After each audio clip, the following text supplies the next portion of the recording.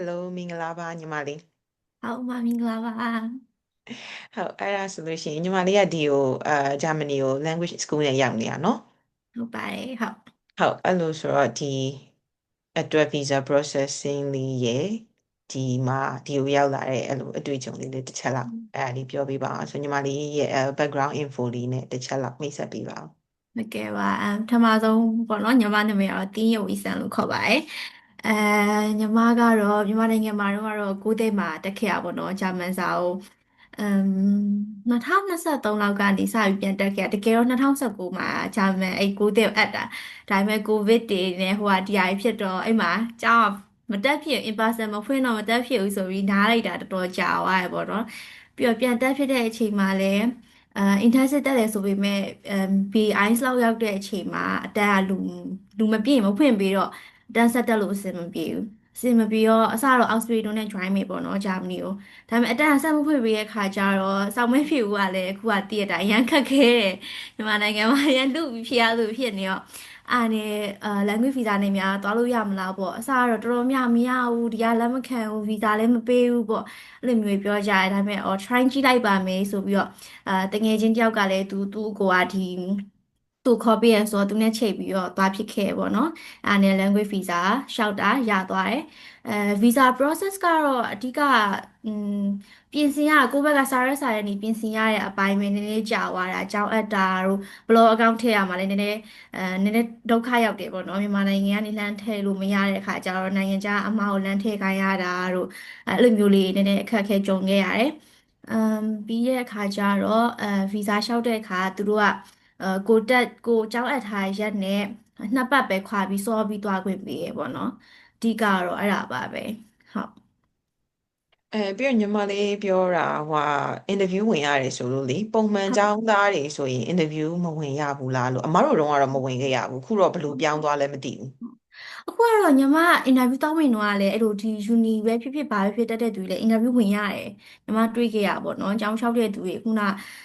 ခုကတန်ရုံးကနေနဲ့ process ကကြက်နေတဲ့အထက်မှာပါတယ်ညီမ language visa ဆိုနည်းနည်းပိုဆိုးတယ်ပေါ့နော်အင်တာဗျူးတစ်ခေါက်တည်းမဟုတ်2 ခေါက် view ခဲ့ရတယ်ပေါ့နော်ပထမတစ်ယောက်ကအဲ့ကသူတွေနဲ့ view ရပြီးနောက်ကကျတော့သူတို့ foreigner ကိုယ်တိုင်ပေါ့နော်view ရဂျာမန်လိုလည်း view ရအင်္ဂလိပ်လိုလည်း view ရမြန်မာလိုလည်းမေးရပေါ့နော်ညီမကလေးတော့ရိုးစုံတွေမေးခံရတာအဲ့လိုမျိုးလေးရရှိရဟုတ်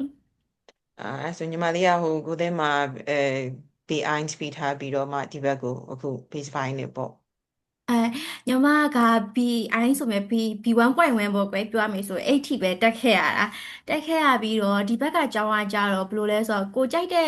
level ကနေစတက်လို့ရတယ်အဲ့လိုမျိုးကိုဘယ် level ကစတက်ချင်လဲ B1 ကတက်ချင်လား B2 ကတက်ချင်လားအဲ့လို level test တွေပါမရှိဘူးအဓိကသူတို့ကျောင်းနှံ့အပ်တယ်ကျောင်းနှံ့အပ်ပြီးတော့ကိုကြိုက်တဲ့ဟာနေစပြီးတက်လို့ရတယ်ပေါ့နော်အဲ့ဒါညီမလည်း B1.1 ပြီးထရစာနည်းနည်းသိမ့်မလို့ဖြစ်တာနေဆိုပြီးတော့A2 လောက်ကနေပြန်တက်လိုက်ပါမယ်ဆိုပြီး A2 ကနေရောအပ်ထားရပေါ့ဟုတ် အဲ့ဒါပေမဲ့အခုတော့ A2 ပြီးတော့မယ်နောက်ဒီလကုန်တော့ B1 စတက်ရတော့မှာ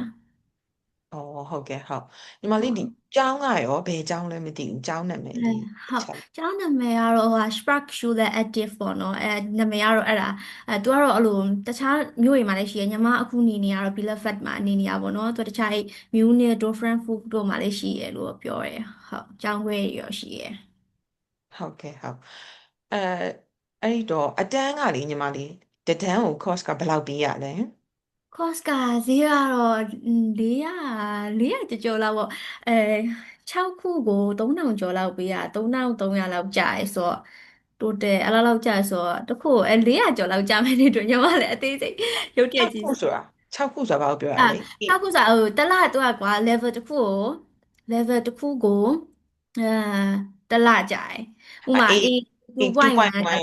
တလ 2.1တလ2.2တလအဲ့လိုမျိုးလေးပေါ့ဟုတ်အဲ့အော်လိုမျိုး ညီမလေးက A2 ကနေတဘောက B2 ထိပုံစံမျိုး6လပေါ့အဲ့လိုလားဟုတ် A2.1 A2.2 B1.1 B1.2 B2.1 B2.1 ဟုတ်ဟုတ်အဲ့လိုမျိုးပေါ့ဟုတ်ဟုတ်ကဲ့6လကို3000ကျော်လောက်ပေးရတယ်ဟုတ်အော်အဲ့ဒါဆိုကျောင်းသားကတခါတည်းအပြည့်တခါတည်းပေးလိုက်ရတာလား6လဗီဇာဆိုဟုတ်တော့ အဲအဲ့လိုမျိုးပေးမှဗီဇာပေးရပေါ့နော်အဓိကသူတို့ကအဲခွဲပြီးတော့သွင်းလို့ရတယ်တကယ်ဆိုတချို့တခြားနိုင်ငံလာအကြောင်းသားရဆိုလို့ရှိရင်တော့သူတစ်လချင်းစီသူတက်မှပေးရမျိုးတွေလောက်ကြရပေါ့နော်ဒါပေမဲ့ညီမတို့ကကြော်တည့်တဲ့အတိုင်းမြန်မာနိုင်ငံကကြော်နေနေလာရတာလည်းခက်တယ်ကိုယ့်ဘက်ကအကုန်အပြည့်စုံတစ်ခါလေးလုပ်ပြီးသွားအောင်မှဗီဇာကပို့ပြီးတည်ကြတာဆိုတော့လေမဟုတ်ရင်လည်း reject ကိစ္စထိနိုင်နေဆိုတော့ဟုတ်အော်ဒီဟုတ်ကဲ့ပါအဲ့ဒါဆိုလို့ရှိရင်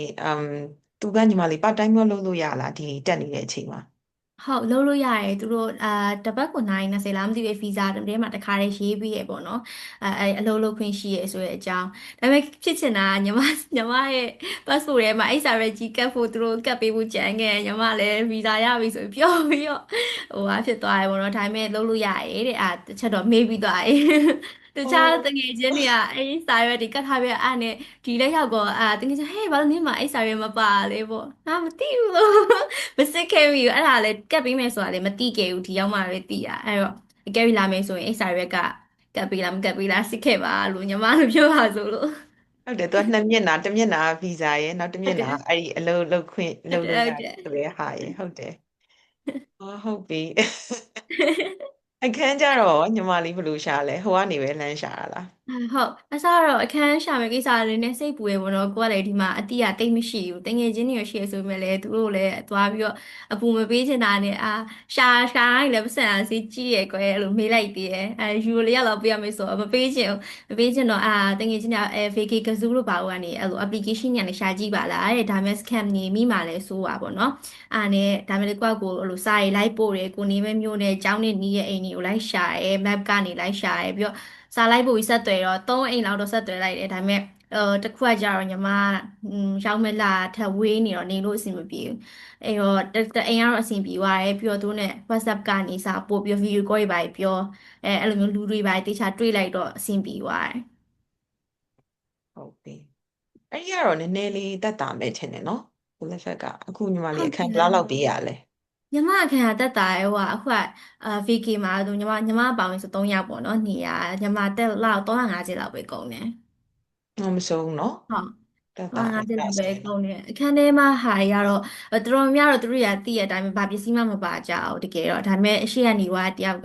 ကသူ့ပစ္စည်းပြန်ပြီးယူမလားပေါ့ဒီအိယာတွေခတင်တွေစပွဲတွေဆိုဖာအကုန်ပေါ့အဲ့ဟာတွေပဲယူမလားဆိုတော့သူစီကနေအကုန်ပစ္စည်းအကုန်လုံးပြန်ပြီးဝယ်လိုက်တဲ့သဘောအနေနဲ့တော့ယူလိုက်တယ်အဲ့ဒါတော့300ပေးလိုက်ရတယ်ဟုတ်တယ်ဒီမှာငှားရင်ဘာမှမပါဘူးဟုတ်တယ်ရှေ့ကလူတွေကဒီလိုပဲအဲ့လိုပြောင်းပြီးတော့ယူမလားလက်လွဲပြီးတော့ဒါနဲ့ဟုတ်ပဲသွားကြတယ်ဟုတ်တယ်ဟုတ်ဟုတ်ကဲ့ပါဟုတ်အဲ့ဒါဆိုလို့ရှိရင်အခုလိုပြောပြပေးရတဲ့ကျေးဇူးတင်ပါတယ်ဒါကတော့ language visa ဆိုတော့ညီမလေးကိုဒါပထမဦးဆုံးတွေ့ဘူးတာပဲဟိုဟာတခြားအမအတိမရှိတာကိုပြောတာเนาะဟိုတဟုတ်ခြားလူဟုတ်ဟုတ်တွေမရဘူးလို့တော့မပြောဘူးအမအနေနဲ့ဟုတ်အဲ့လိုဆိုတော့အမတခါမှမသိအဲ့နဲ့ညီမလေးကိုလှမ်းမေးကြည့်တော့အဲ့ဒါဆိုရင်တော့နည်းနည်းပြောပြလို့ရမယ်ဆိုပြီးတော့ညီမလေးကိုလှမ်းမေးလိုက်တာဟုတ်တယ်ညီမတို့ကလည်းအဲ့ဒီဟာနဲ့ပေါ့နော်လှုပ်ချင်တယ်ဆိုပြီးတော့လိုက်ပြီးတော့ group ထဲမှာလည်းဖတ်တယ်လိုက်ရှာဖတ်တဲ့အခါကျတော့တော်တော်များဒီဟာမရဘူးပေါ့မပေးဘူးပေါ့ကဲပြီးအဲ့ဟာနဲ့ရတယ်လို့ပြောလို့ရှိရင်အဲ့ဒါလိန်နာဖြစ်နိုင်တယ်ပေါ့ပြီးဆိုညီမလည်းအစတော့နည်းစိတ်တက်ကြသွားတယ်ဒါပေမဲ့အိမ်ကဆိုရင်ညီမကမယုံအိမ်ကအမားဆိုဘူးဆိုရင်နိုင်ငံခြားရောက်နေအမားဆိုဒီဟုတ်လို့လားပေါ့တရားမလားနေခံနေအောင်ပဲပတ်စံနေအောင်ဘလုံးများတာဖြစ်တယ်ညာဖြစ်ဒါပေမဲ့လည်းအိမ်ခံရတယ်မသိတော့ဘူးဆိုပြီးအဲ့လိုမျိုးစဉ်းစားပြီးတော့နော်လှုပ်ချလိုက်တာ ဒါမဲ့လည်းတကယ်ဗီဇာဖြေတော့လေနည်းနည်းတော့ကြောက်တာပေါ့နော်အဲ့လိုဗီဇာ appointment မှာလေသူတို့ကနည်းနည်းဒီမှာမြန်မာနိုင်ငံမှာတင်လို့ရတဲ့တာနဲ့ဘာလို့အိမ်မှာနေရတော့တက်မှာလေလို့တင်မလားခက်ကြီးပြီးပြီးဘယ်သူနဲ့နေမှာလဲအဲ့လိုနေမဲ့ဟာအစားကွယ်ညီမအစားမှာကျတော့ဗီဇာဟိုဖြစ်အောင်လို့အိမ်စာချုပ်ကိုအတိစီကနေပြီးတော့ရှူထားတာဆိုတော့အဲ့ဒါလည်းမြန်မာဖြစ်နေတော့နေရဂျာမန်စာလည်းတက်ချင်တယ်ဘာလို့မြန်မာရင်းနဲ့နေမှာလဲနေပြောတော့စကားပြောချင်တာဆိုအဲ့လိုမျိုးပါရှစ်တာရောရှိရပေါ့နော်အဲ့ဒါရောမနေ့ဟိုရှောက်ပြောခဲ့ရတာယူလေးရရှိရဲ့ပြီးတော့ဗီဇာဖြစ်ရင်နည်းနည်းတော့မေးနိုင်တဲ့ဟာတွေကိုကြိုပြင်သွားရင်တော့ပိုကောင်းပဲပေါ့နော်အေးပေါ့ကိုကတော့ language နဲ့လာမှာလို့ပြောထားတဲ့ဟုတ်အတွက်ဒီဥစ္စာကတော့ဒါနဲ့ပတ်သက်ပြီးတော့ဖြေနိုင်မှာအဲ့ဒါကြောင့်မလို့လေညီမလေးကိုဂျာမန်လိုတွေရောဘာတွေရောမေးတာဖြစ်မယ်နဲ့တူတယ်ဟုတ်တယ်ညမလည်း B1.1 ထိတက်ထားပြီးသွားပြီဆိုတော့အဲ့လိုဂျာမန်လိုလည်းမေးတယ်အိမ်မှာ grammar မှားတာတော့မှညမပြောခံရသေးတယ်ည ဒါ grammar မှားနေရဲဆိုပြီးတော့ရုတ်တရက်ကြီးညီမလည်းဖြေရတာဆိုတော့သိရမလားအဲ့လိုတေချာမစဉ်းစားမိဘူးပြောဂျိုင်းမှာလေစာမလို့ဖြစ်ဘူးတစ်နှစ်လောက်ခါသွားတယ်စာမလို့ဖြစ်တာအဲ့တော့သွားဖြေတဲ့ခါကျတော့ကိုယ်ကလည်းမကြည့်မိဘူးကွာအင်္ဂလိပ်လိုပဲမေးမှလားမြန်မာတခြားလူကမြန်မာလိုပဲမေးရဆိုတော့အကျုံးမဲ့တဲ့နဲ့သွားဟိုလည်းရောက်တော့အကုန်လုံးမေးရဆိုတော့နည်းနည်းတော့တိုင်းပတ်သွား ပေါ့နည်းနည်းလာကိုကကိုစူးစမ်းလိုက်ရင်တော့အဆင်ပြေရဟုတ် ဟုတ်ကဲ့ပါအဲ့ဆိုအခုလိုပြောပြပေးရတဲ့အတွက်ကျေးဇူးတင်ပါတယ် ကျေးဇူးတင်ပါတယ်ညီမလည်းအဲ့လို sharing တွေလုပ်ပေးချင်တာအမဘက်ကလည်းအဲ့လိုမျိုး fake copy လို့ကျေးဇူးတင်ပါတယ် ဟုတ်ကဲ့ပါရှင် ဟုတ်အဲ့ဆိုနောက်မှတွေ့မယ်နော်ကဲပါမ see you